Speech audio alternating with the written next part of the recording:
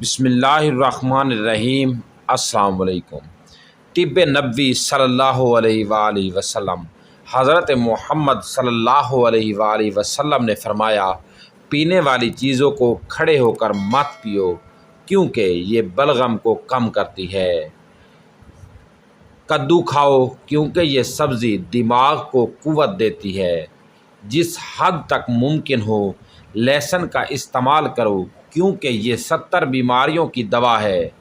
کلونجی ہر درد کی دوا ہے سوائے موت کے، اس کی کوئی دوا نہیں ہے۔ مٹی کھانے سے پرہیز کرو اس لیے کہ مٹی کھانا میری امت پر حرام ہے۔ کھجور کو ناشتے میں کھاؤ تاکہ تمہارے اندرونی جراثیم کا خاتمہ ہو جائے۔ تمہاری غذا میں بہترین غذا روٹی اور پھلوں میں بہترین پھل انگور ہے۔ دوستو، اگر آپ نے ہمارے چینل کو سبسکرائب نہیں کیا تو سبسکرائب کر لیں۔ شکریہ۔